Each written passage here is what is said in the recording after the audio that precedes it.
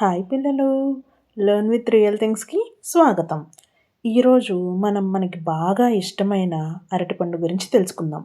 మీకు తెలుసా పిల్లలు, ప్రపంచంలో అత్యధికంగా తినే పండ్లలో ఇది ఒకటి. ఇప్పుడు మనం రకరకాల అరటిపండ్ల గురించి తెలుసుకుందాం, సరేనా పిల్లలు? First yellow banana. ఇది మనకు సాధారణంగా దొరికే రకం. ఉదాహరణకి అమృతపాలి, చక్కెరకేళి లాంటివి. గ్రీన్ బనానా, ఇది చాలా పొడవుగా ఉంటుంది, జ్యూసుల్లో ఎక్కువగా వాడతారు. రెడ్ బనానా, ఇందులో పొటాషియం చాలా ఎక్కువగా ఉంటుంది, ఇవి ఎరుపు గోధుమ రంగులో ఉంటాయి.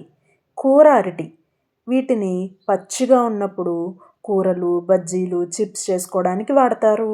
అరటిపండు తింటే మన బాడీకి potassium, vitamin B6, vitamin C, magnesium, fibre లభిస్తాయి. మీకు తెలుసా పిల్లలు, ఇది విత్తనాల ద్వారా కాకుండా పిలకల ద్వారా పెరుగుతుంది.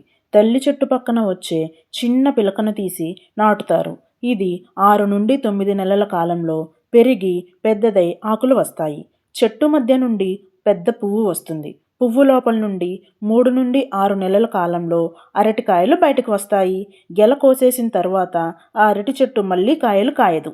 ఇప్పుడు మనం అరటి చెట్టులోని ప్రతి భాగం మనకి ఏ విధంగా ఉపయోగపడుతుందో తెలుసుకుందాం.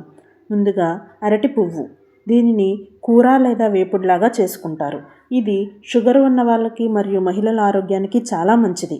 అరటి మొవ్వ అంటే స్టెమ్, లోపల ఉండే తెల్లని కాండం, దీనిని జ్యూస్ చేసుకుని తాగితే కిడ్నీలో రాళ్ళు కరుగుతాయి.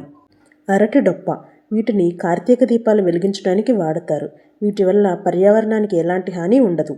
అరటి ఆకు, వీటిల్లో భోజనం చేయటం వల్ల శరీరానికి కావాల్సిన అన్ని పోషకాలు లభిస్తాయి. అరటి ఊచ, దీనిలో ఫైబర్ ఎక్కువగా ఉంటుంది, దీనితో తాడులు తయారు చేస్తారు. చూసారు కదా పిల్లలు, అరటి చెట్టులోని ప్రతి భాగము మనకి ఎలా సహాయం చేస్తుందో, అలాగే మనం కూడా ఇతరులకి సహాయం చేయాలి. సరేనా పిల్లలు?